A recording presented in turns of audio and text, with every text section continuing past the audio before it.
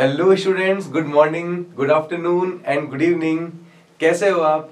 उम्मीद है बहुत ही अच्छे होंगे। और आज हमारा सदिश का आखिरी टॉपिक हम स्टार्ट करने वाले हैं। सदिश का final topic, last topic start करने वाले हैं, जिसका नाम है आपेक्षिक वेग, सापेक्ष वेग, इंग्लिश में से कहते हैं रिलेटिव वेलोसिटी। तो टॉपिक स्टार्ट करने से पहले ज्यादा से ज्यादा ये वीडियो शेयर कर दो, क्योंकि ये आखिरी टॉपिक है, बहुत ही इंपॉर्टेंट टॉपिक होने वाला है और बहुत ही आसानी से आपको मैं इसको समझाऊंगा विद एग्जांपल। तो अपने दोस्तों को, अपने सहपाठियों को ये आप इस चैनल को, इस लिंक को शेयर करते रहो, ताकि ज्यादा से ज्यादा बच्चे जुड़ सकें और लाभ उठा सकें।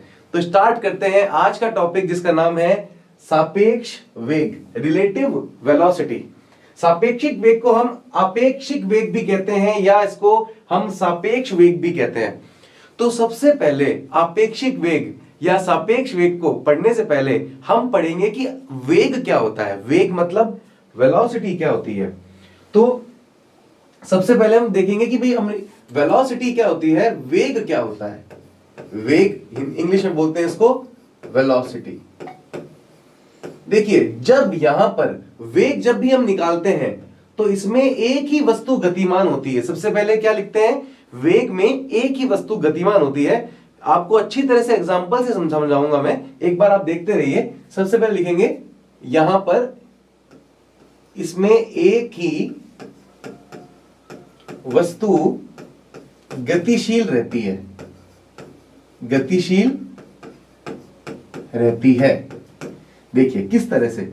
तो इसको उदाहरण देने के लिए मैं आपको एक सड़क का उदाहरण देता हूं। तो ये एक सड़क है, एक हाईवे है, और एक हाईवे के किनारे पर एक पेड़ है। ठीक है, एक हाईवे के किनारे पर एक इस तरह से ये एक पेड़ है।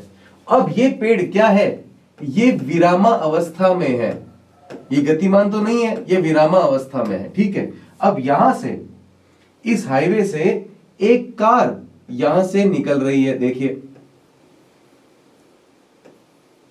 ठीक है, इस हाईवे से एक कार गुजर रही है। ठीक है, अब t बराबर 0 समय पर, मतलब t बराबर 0 समय पर ये जो कार थी ये बिल्कुल इस पेड़ के आगे थी। ठीक है, अब t बराबर 1 घंटे के बाद, 1 घंटे बाद क्या हुआ, 1 घंटे के बाद ये कार 60 किलोमीटर आगे ये बढ़ी। तो 60 किलोमीटर विस्थापन इस कार ने तय किया 1 घंटे के बाद। 1 घंटे के बाद ये कार यहां पहुंच गई, लेकिन पेड़ अभी भी यहीं पर है। तो ये पेड़ क्या है, एक स्थिर वस्तु है या विरामावस्था में स्थित वस्तु है। कार क्या है, गतिशील वस्तु है। तो यहां पर यह बनेगा हमारा कि इसने कितना विस्थापन तय किया, 60 किलोमीटर विस्थापन तय किया। कितने समय में तय किया, 1 घंटे में तय किया। तो इस कार का वेग क्या आ गया, इस कार का वेग आ गया है हमारे पास 60 किलोमीटर प्रति घंटा। तो यहां पर हम समझ सकते हैं वेग को, कि वेग की परिभाषा क्या बनती है। तो वेग की क्या बोलेंगे, किसी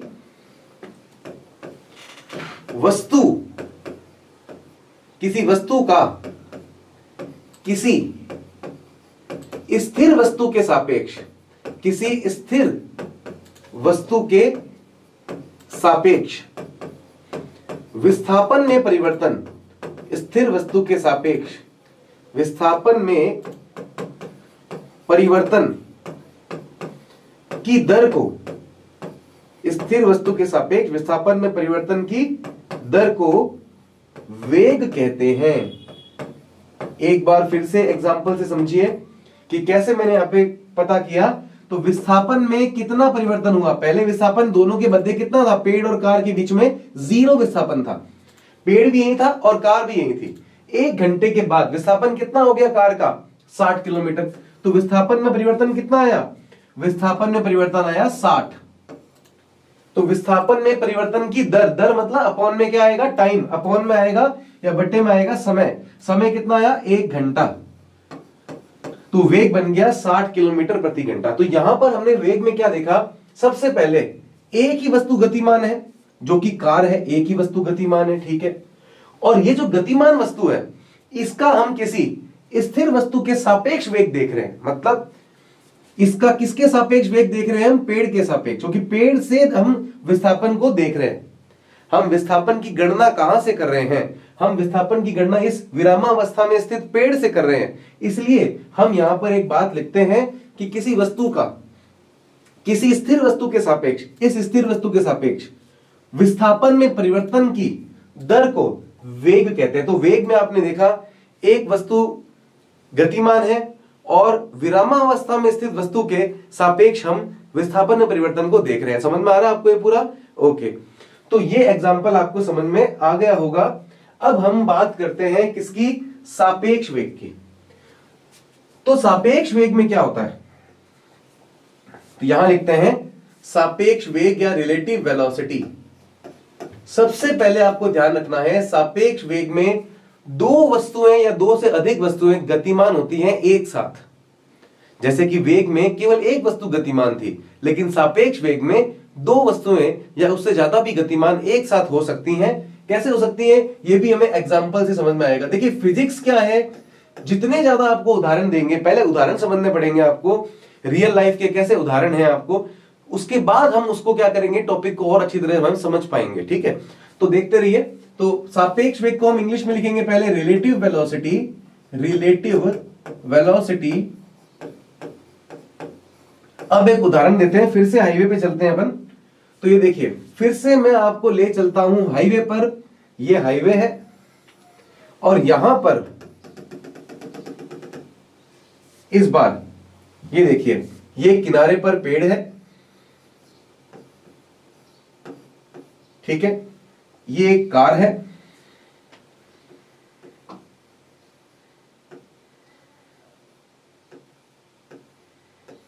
ठीक है, और ये एक दूसरी कार है।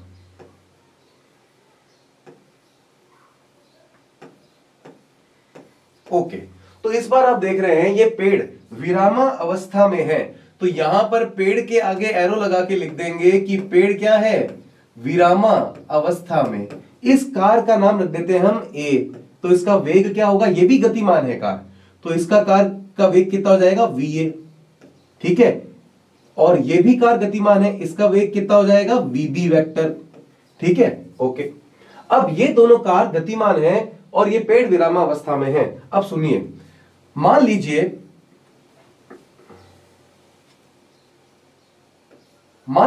ये कार 1 घंटे में, देखिए t बराबर 0 समय पर, ध्यान दीजिए, t बराबर 0 समय पर पेड़ भी यही था, ये कार A भी यही थी और ये कार B भी यही थी, तीनों एक ही स्थिति पर थे। तो t बराबर 0 समय पर इन तीनों का विस्थापन कितना था? t बराबर 0 समय पर तीनों का विस्थापन भी 0 था।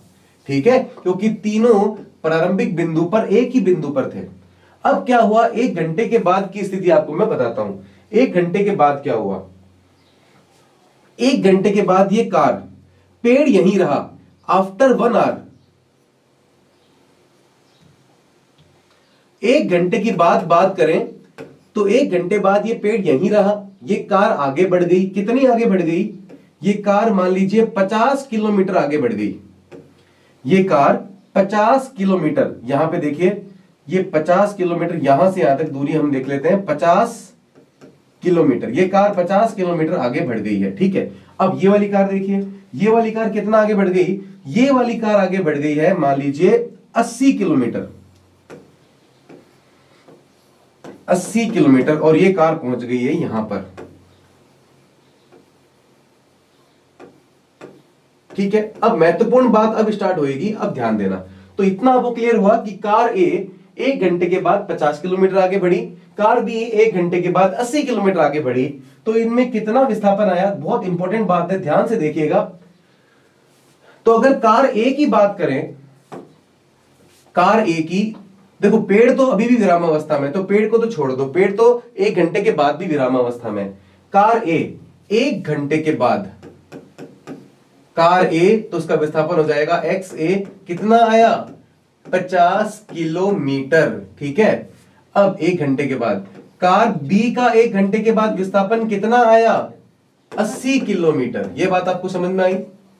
अब 1 घंटे के बाद इस कार के ए और बी के बीच में कितना विस्थापन आया? इनके बीच में आपेक्षिक विस्थापन कितना आया? यह आया 30 किलोमीटर। ठीक है, फिर से वंस मोर, एक बार फिर से देखिए, ये पेड़ पहले विरामावस्था में है, ये कार भी विरामावस्था में, और ये कार भी विरामावस्था में। 1 घंटे के बाद ये कार चलती है कितना? 50 किलोमीटर। अब बताइए, कार और इस कार ए और पेड़ के बीच में कितना विस्थापन आया? 50 किलोमीटर। तो इस पेड़ के सापेक्ष इस कार का वेग कितना हो जाएगा? 50 किलोमीटर प्रति घंटा, इस पेड़ के सापेक्ष। अब देखिए, ये कार भी देखिए, प्रारंभिक अवस्था में ये पेड़ के समकक्ष थी, लेकिन 1 घंटे बाद क्या हुआ? 1 घंटे के बाद ये 80 किलोमीटर आगे विस्थापित हो जाती है। तो अगर इस पेड़ के सापेक्ष इस कार बी का वेग निकाला जाए तो वो कितना आएगा? 80 किलोमीटर प्रति घंटा इस पेड़ के सापेक्ष। लेकिन अगर इन दोनों कारों का आपस में विस्थापन ज्ञात किया जाए, ए और बी का आपस में विस्थापन ज्ञात किया जाए, तो वो कैसे ज्ञात किया जाएगा? ये कार ए कितना चलती है 1 घंटे के बाद? ये 50 किलोमीटर चलती है, और बी कितना चलती है 1 घंटे के बाद? 80 किलोमीटर चलती है। तो 1 घंटे के बाद इस कार और इस कार के मध्य विस्थापन कितना आ गया है? 30 किलोमीटर। 1 घंटे के बाद दोनों के मध्य विस्थापन आ गया है 30 किलोमीटर। तो 2 घंटे बाद क्या होगा? 2 घंटे बाद याद देखिए, 2 घंटे के बाद ये 80 किलोमीटर प्लस 80 किलोमीटर और चल जाएगी। तो ये कितना चल जाएगी? कार बी चल जाएगी 2 घंटे के बाद 160 किलोमीटर, और ये कार ए 2 घंटे के बाद कितना चल जाएगी? ये चल जाएगी 100 किलोमीटर। देखिए, 50 किलोमीटर 1 घंटे में चल रही है, तो 2 घंटे में कितना चल रही है? 100 किलोमीटर। तो ये कार चल जाएगी 2 घंटे में 100 किलोमीटर। तो 2 घंटे के बाद इनके बीच में आपेक्षिक विस्थापन कितना हो जाएगा? देखिए, 1 घंटे के बाद 50 चलती है, ऐसी चलती है, तो दोनों के बीच के दूरी का विस्थापन कितना आएगा? 30। 2 घंटे के बाद ये चलती है 160, ये चलती है 100, तो दोनों के मध्य विस्थापन कितना आ जाएगा? 60 किलोमीटर। ठीक है, तो बहुत इंपॉर्टेंट बात है, ये जो हम दोनों के मध्य आपेक्षिक विस्थापन ज्ञात कर रहे हैं, ये कितने घंटे में आता है? 1 घंटे के बाद दोनों कारों के मध्य विस्थापन आ जाएगा 30 किलोमीटर। 2 घंटे के बाद दोनों कारों के मध्य विस्थापन आ जाएगा 60 किलोमीटर। तो इसी 60, अगर यहां पे वेग निकाला जाए तो विस्थापन बट्टा समय, तो 60 बट्टा 2 कितना आ जाएगा? 30 किलोमीटर प्रति घंटा। तो यहां पर आपेक्षिक वेग हमारे पास आ जाएगा 30 किलोमीटर प्रति घंटा। ठीक है, एक बार अब इस एग्जाम्पल को, उदाहरण से हम क्या समझे, इस बात को हम वापस से बताना चाहते हैं। तो देखिए, कार ए थी, इसका वेग va था, और इसका वेग कितना था?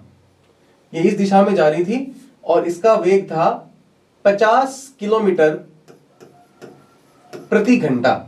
जबकि कार बी थी, वो भी इस दिशा में जा रही थी, उसका वेग था 80 किलोमीटर प्रति घंटा। अब हमें यदि सापेक्षिक वेग ज्ञात करना है, तो इन दोनों कारों के आपेक्षिक विस्थापन में परिवर्तन की दर ज्ञात करनी पड़ेगी। तो कार बी का, ध्यान दीजिए मैं क्या करने वाला हूं, कार बी का ए के सापेक्ष आपेक्षिक वेग क्या होगा? कार बी का वेग माइनस कार ए का वेग। देखिए, क्योंकि ये एक ही दिशा में जा रहे हैं, तो आप बताइए, पहले बताइए एग्जाम्पल से आपको इनका आपेक्षिक वेग क्या पता लगा था? 30 किलोमीटर प्रति घंटा, क्योंकि एक 80 जा रही है, दूसरी 50 जा रही है, तो दोनों के मध्य विस्थापन कितना आया? 30। अगर एक 80 प्लस 80 2 घंटे में जा रही है 160, और 50 प्लस 50 2 घंटे में जा रही है 100, तो 2 घंटे में इनका आपेक्षिक विस्थापन कितना आ रहा है? 60। तो 60 बट्टे 2 हो गया 30। तो ये 30 किस प्रकार से निकला? इसका 80 वेग और माइनस कर दो इसका 50, तो 80 माइनस 50 के द्वारा हमें 30 प्राप्त हुआ। तो हम यहां पर अगर दो वस्तुएं B का A के सापेक्ष वेग ज्ञात करना है, तो यहां पे हम लिखेंगे VB vector minus VA vector हमें लिखना पड़ेगा। तो यहां पर हम एक परिभाषा लिखते हैं यहां पे, और ये तब हमें यहां पे लिखना है जब दोनों वस्तुएं या कारें, जब दोनों कार एक ही दिशा में गतिमान हो, एक ही दिशा में गतिमान हो, जब दोनों कार एक ही दिशा में गतिमान हो, तो यहां पर लिखेंगे कार बी का, क्या कि वस्तु भी लिख सकते हैं कार की जगह, ठीक है, तो लिखेंगे वस्तु बी का, ये बी पहले लिखा हुआ है, वस्तु बी का ए के सापेक्ष, या वस्तु बी का वस्तु ए के सापेक्ष, वस्तु बी का वस्तु ए के सापेक्ष आपेक्षिक वेग, क्या ज्ञात करना है हमें? आपेक्षिक वेग दोनों वस्तुओं के आपेक्षिक विस्थापन, दोनों वस्तुओं के आपेक्षिक, दोनों ही गतिमान है, अब दोनों जो विस्थापन करेंगे 1 घंटे के बाद, उनके मध्य जो विस्थापन आ रहा है, या दोनों वस्तुओं के आपेक्षिक विस्थापन में परिवर्तन, दोनों वस्तुओं के आपेक्षिक विस्थापन में परिवर्तन की दर के बराबर होता है, कि दर के बराबर होता है। तो यहां पर हमने देखा कि यदि दो वस्तुएं एक ही दिशा में गतिमान होती हैं तो उनके दोनों के वेग माइनस होते हैं, तब हमारे पास ये आपेक्षिक वेग या रिलेटिव वेलोसिटी आती है, ठीक है। अब एक एग्जांपल और देखिए, और आप मुझे इसका एग्जांपल, ये आपके लिए है ताकि आपको पता लग जाए कि आपको ये, मुझे पता लग जाए कि ये टॉपिक आपको अभी तक क्लियर हुआ है या नहीं हुआ है, ठीक है। तो ये एग्जांपल आपके लिए है, फिर से मैं बनाऊंगा, ये एग्जांपल लिख लेता हूं मैं।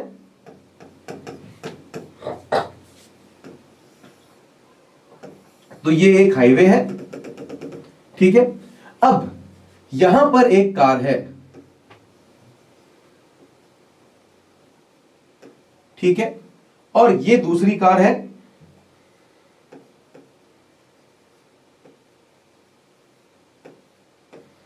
इसका वेग भी 50 किलोमीटर प्रति घंटा है और इसका वेग भी 50 किलोमीटर प्रति घंटा है। तो यहां का ड्राइवर, देखिए दोनों का वेग 50 किलोमीटर प्रति घंटा है, तो ये जिस वेग से जा रही है उसी वेग से नीचे वाली कार भी, ये इधर वाली कार भी जा रही है, दोनों एक ही वेग से जा रहे हैं। तो जब इस वाली कार, जो ए कार है, इसका ड्राइवर बी के ड्राइवर को देखता है तो वो उसको सामने दिखाई देता है, ठीक है। कुछ और दूरी पर स्पीड कितनी है, इसकी भी 50, इसकी भी कितनी है, 50। तो ए का ड्राइवर बी को देखता है तो बस इसको बिल्कुल सीधा दिखाई देता है। कुछ समय पश्चात जब बी का ड्राइवर ए के ड्राइवर को देखता है, ये भी इसको सामने दिखाई देता है। इसका मतलब समय तो आगे बढ़ रहा है, लेकिन इन दोनों की स्थितियों में परिवर्तन नहीं हो रहा है। कोई भी चीज गतिमान कब होती है, गतिमान कब होती है? देखिए ये पेन अभी इस स्थिति पे है और अभी आप इसको सामने देख रहे हैं। अब क्या होगा, समय बदलने के बाद इसकी स्थिति बदल गई। तो अगर समय के साथ इस पेन की स्थिति बदल रही है तो ये पेन गतिमान है, लेकिन इन दोनों कारों के अंदर कुछ अलग है। ये कार ड्राइवर जब इधर देखता है तो कार बी का ड्राइवर दिखता है। कुछ समय बाद ये कार ए का ड्राइवर फिर कार बी के ड्राइवर को देखता है तो वो वापस उसी स्थिति में दिखाई देता है। इसका मतलब इन दोनों की स्थितियां समय के साथ परिवर्तित नहीं हो रही है। तो इस केस में दोनों का आपेक्षिक वेग क्या होगा, एक दूसरे के सापेक्ष, या कार ए का कार बी के सापेक्ष आपेक्षिक वेग क्या होगा, क्या होगा? तो आंसर है 0 होगा, 0 होगा। कैसे? तो सबसे पहले लिखेंगे कार ए का बी के सापेक्ष आपेक्षिक वेग। पहले लिखा ए तो मतलब कार ए का, बी के सापेक्ष मतलब बी के सापेक्ष आपेक्षिक वेग। तो इसको लिखते हैं वीए वेक्टर माइनस वीबी वेक्टर। तो बताइए वीए वेक्टर कितना, 50, माइनस वीबी वेक्टर भी कितना, 50, 50 माइनस 50 कितना आ गया, 0। तो दोनों का आपेक्षिक वेग कितना आ गया है, 0, क्योंकि दोनों एक ही वेग से गतिमान थे। तो देख, समझ में आया इतना आपको? ठीक है। तो इस तरह से जब दो वस्तुएं एक ही दिशा में गतिमान होती हैं तो उनका अपेक्षिक वेग दोनों का हमें माइनस करना पड़ता है। ठीक है, ये बात मैं आपको लास्ट में अभी एक एक पॉइंट आपको सारे में इसको शॉर्ट में आपको बता दूंगा, समझा दूंगा, वापस से लिख दूंगा, ठीक है, ताकि याद रहे। तो यहां पर अब बात करते हैं कि यदि दो वस्तुएं विपरीत दिशा में गतिमान है तब क्या करेंगे। तो फिर से बनाना पड़ेगा हमें एक और एग्जांपल, यहां पे लिखेंगे केस नंबर 2। जब दो वस्तुएं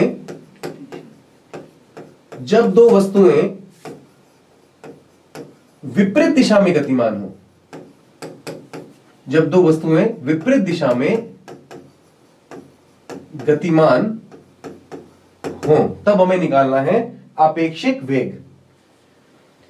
तो फिर से इसको समझने के लिए हम बनाते हैं एक हाईवे, ठीक है।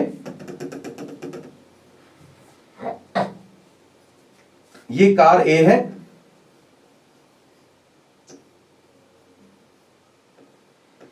और ये है कार बी।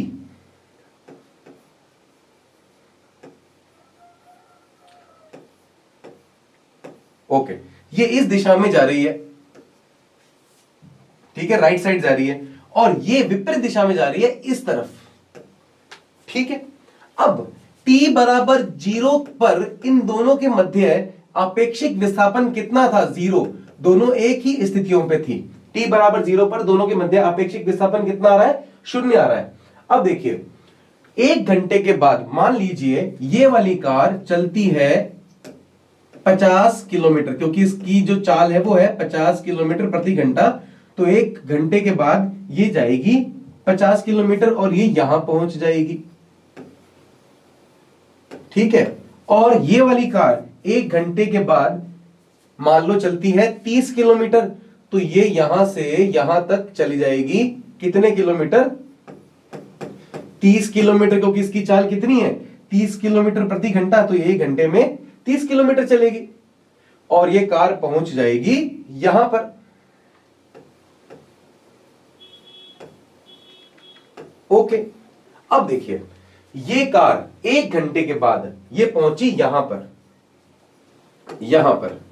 और ये कार 1 घंटे के बाद पहुंची यहां पर। अगर दोनों के कारों के मध्य 1 घंटे के बाद दूरी अगर ज्ञात की जाए, ये देखिए, तो कितनी हुई? ये 1 घंटे में कितनी चली? 50। ये 1 घंटे में कितनी चली? 30। लेकिन विपरीत दिशा में चली, तो इनका विस्थापन बढ़ गया। 1 घंटे के बाद इनका विस्थापन आ गया है आपेक्षिक विस्थापन 80 किलोमीटर। यह बात आपको समझ में आई? इस बार ये विपरीत दिशा में गई, इस कार ने इस दिशा में 50 किलोमीटर दूरी तय की और इस कार ने इस दिशा में 30 किलोमीटर की, लेकिन दोनों विपरीत दिशा में थी।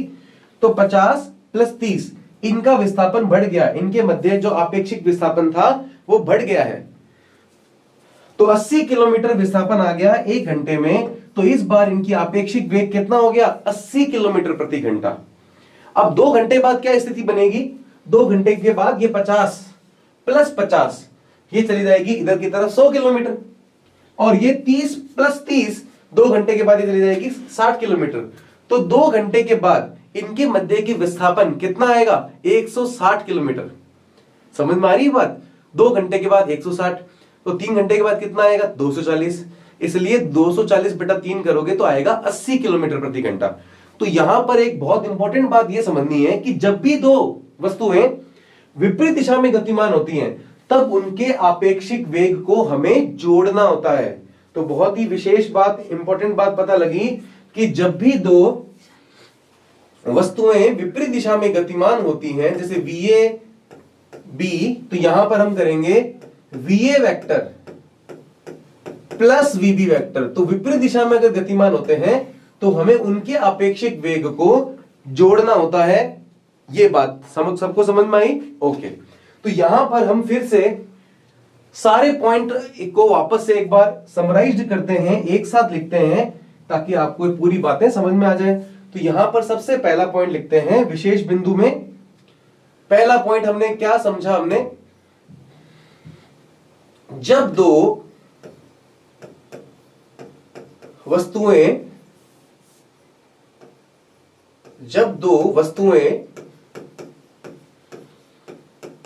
समान दिशा में गतिमान हो,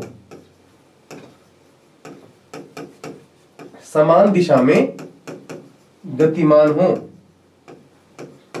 तो तब उनका आपेक्षिक वेग कैसा होगा?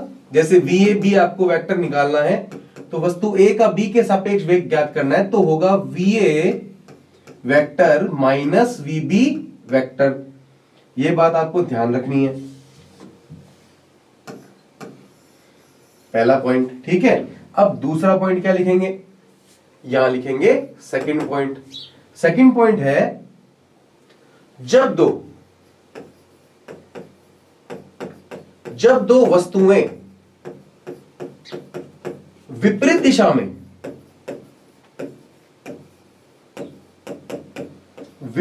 में गतिमान हो, जब दो वस्तुएं विपरीत दिशा में गतिमान हो, तब उनका आपेक्षिक वेग क्या होगा, तब उनका आपेक्षिक वेग होगा, यहां पर लिख देता हूं मैं, VA B वेक्टर विपरीत दिशा में होने पर VA vector plus VB vector. ठीक है, तो आप अपनी दैनिक जीवन में, डेली लाइफ में क्या रिलेटिव वेलोसिटी को कभी आपने आपेक्षिक वेग को अनुभव किया है क्या? तो उसके लिए आप कभी भी हाईवे पे जाते हैं ना, तो आप देखिए, तो हाईवे पे आप जब भी जाते हैं तो आप देखिए, अगर आप इस दिशा में जा रहे हैं और आपकी दिशा के विपरीत दिशा में कोई ट्रक आ रहा है या कोई गाड़ी आ रही है, ठीक है, ऐसे आ रही है, तो बहुत तेजी से निकलती है और बहुत तेजी से आवाज भी आती है, ऐसे बहुत तेजी से आवाज आती है। ठीक है, जब आपके सामने से, आपके विपरीत दिशा से सामने से कोई गाड़ी आती है तो बहुत तेजी से आपको निकलती हुई दिखाई देती है। लेकिन जब आप किसी दूसरी गाड़ी को ओवरटेक करते हैं तो आपको, या समान दिशा में अगर आपकी कोई वस्तु चलती हुई जाती है, आप उसको ओवरटेक करते हैं तो वो आपको धीमी दिखाई देती है। ठीक है, उसके तुलनात्मक रूप से। तो ये बात समझ में आई। तो जब विपरीत दिशा में दो वस्तुएं आती हैं तो उनका आपेक्षिक वेग जुड़ता है, और समान दिशा में अगर कोई दो वस्तुएं गति करती है तो उनका आपेक्षिक वेग हमेशा घटता है। तो ये बहुत इंपॉर्टेंट टॉपिक है आपेक्षिक वेग का। तो यहां पर हमने लिख दिया, विपरीत दिशा में गतिमान है तब उनका आपेक्षिक वेग VA vector plus VB vector होगा। अब यहां पर देखिए, अब हम कुछ ग्राफ बना सकते हैं। आपको पता, देखिए स्थिति समय ग्राफ, यहां पे लिखेंगे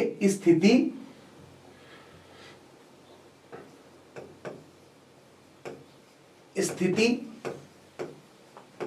समय ग्राफ। ठीक है, अब कैसा होता है स्थिति समय ग्राफ? स्थिति समय ग्राफ में इस तरह से हम लाइन बनाते हैं। देखो, y अक्ष में तो हम रखते हैं स्थिति और x अक्ष में रखते हैं हम समय। तो ये देखिए, y अक्ष में क्या रखेंगे? स्थिति, x अक्ष में क्या रखेंगे? समय। अगर कोई वस्तु नियत वेग से गतिमान होती है तो स्थिति समय ग्राफ में उसके यहां पर सीधी रेखा बनाई जाती है, इस तरह से स्ट्रेट लाइन बनाई जाती है। तो यहां पर स्थिति समय ग्राफ, ये आपको वन डायमेंशन मोशन में और अच्छी तरह पता लगेगा, एक विमीय गति में। ठीक है, तो ये x है, मतलब स्थिति, ये है समय। तो स्थिति समय ग्राफ में यदि आपको कोई वस्तु एक समान वेग से गतिमान होती है तो यहां पर सीधी रेखा खींची जाती है। अगर इसको आपको और अच्छी तरह समझना है तो इधर देखिए कि मान लो वस्तु एक समान वेग से गतिमान है, तो 1 घंटे में वो चली 30 किलोमीटर। तो बताइए 2 घंटे में कितना चलेगी? तो 2 घंटे में देखिए चलेगी 60 किलोमीटर। तो इस तरह से आपके बराबर बराबर बिंदु एक के बाद ऐसे बनेंगे और सीधी रेखा बनती है। ये सबको बात पता होनी चाहिए कि एक समान वेग में स्थिति समय ग्राफ में सीधी रेखा हम बनाते हैं, सीधी रेखा हम खींचते हैं। तो स्थिति समय ग्राफ में अगर कोई वस्तु एक समान वेग से गतिमान है तो इस तरह से हम सीधी रेखा बनाते हैं। ठीक है, तो हम स्थिति समय ग्राफ किसके लिए बना रहे हैं? हम बना रहे हैं आपेक्षिक वेग के लिए। तो यही स्थिति समय ग्राफ देखिए, तो हमें आपेक्षिक वेग है, यहां पे दो वस्तुएं VA वेक्टर तथा VB वेक्टर वेग से गतिमान है। VA वेक्टर तथा VB वेक्टर वेग से गतिमान है। ठीक है, जहां एक बहुत इंपॉर्टेंट बात है, जहां VA वेक्टर का मान VB वेक्टर से अधिक है, तो अब हमें इन दोनों का क्या बनाना है? स्थिति समय ग्राफ। ठीक है, देखिए कैसे बनाएंगे। तो y डायरेक्शन में क्या रखेंगे? स्थिति, और x डायरेक्शन में क्या रखेंगे? समय। ये x है और ये t है, ध्यान से देखिए। अब मान लीजिए वस्तु A का वेग B से अधिक है, मतलब वस्तु A तेज जा रही है, तो मान लीजिए वस्तु ए अगर तेज है, देखिए तो मान लीजिए वस्तु ए 0 समय पर, मान लीजिए यहां पर थी, इस बिंदु पर थी, और यहां से ये गति करना प्रारंभ कर रही है ऐसे। तो ये मैंने ग्राफ बनाया किसके लिए, वस्तु ए के लिए। तो ये हो गया VA वेक्टर के लिए ग्राफ, ठीक है। अब मान लीजिए 0 समय पर वस्तु बी यहां से स्टार्ट करती है, तो देखिए ये यहां पे वस्तु बी हो गया, तो 0 समय पर जितना वो मूल बिंदु से दूर थी वो हो जाएगा x0a, ठीक है, सुनते रहिए। और वस्तु बी 0 समय पर जितना मूल बिंदु से दूर थी वो हो गया x0b। अब वस्तु बी थोड़ा धीरे है, अगर वस्तु बी धीरे है तो उसका स्लोप भी कम होगा, ऐसे बनेगा, ठीक है, ये बनेगा VB। यहां से हम एक बहुत इंपॉर्टेंट चीज देख रहे हैं, देखो अगर आपको एक ग्राफ समझ में आया है तो देखो एक बार, देखिए 0 समय पर मतलब मूल बिंदु पर, या 0 जब बात कर रहे हैं t बराबर 0 समय की, तब दोनों वस्तुओं के मध्य दूरी कितनी थी, इतनी थी। जो B वस्तु थी वो यहां इस स्थिति पर थी, और जो A वस्तु थी वो इस स्थिति पे थी, ठीक है, x0a पर। अब वस्तु B VB वेग से गतिमान है, और इसका ग्राफ ऐसे बनेगा, और वस्तु A VA वेग से गतिमान है, इसका ढाल थोड़ी ऊपर बनेगी। क्यों? क्योंकि VA का मान क्वेश्चन में गिवन है, VA का मान VB से ज्यादा है। अगर VA का मान VB से ज्यादा है तो उसकी ढाल भी ज्यादा होगी। तो आप लगातार देखिए कि अगर A और B प्रारंभिक t बराबर 0 समय पर यहां थे और VA का मान ज्यादा है, तो लगातार इनके मध्य दूरी बढ़ती जा रही है। देखिए, ये देखिए दूरी बढ़ती जा रही है लगातार। तो ऐसा ही होता है, सेम एग्जांपल में ऐसा होता है कि अभी यदि कोई कार मान लीजिए 60 किलोमीटर से गतिमान है और दूसरी कार कोई 80 किलोमीटर से गतिमान है, तो लगातार उनके मध्य की दूरी बढ़ती जाएगी, बढ़ती चली जाएगी। उसी तरह से यहां पे ग्राफ आपको दिख रहा है कि VA वेक्टर का मान VB से अधिक है, तो इनके मध्य की दूरी इस प्रकार बढ़ती जा रही है। तो आपेक्षिक वेग में हम इस तरह से हम ग्राफ बनाते हैं।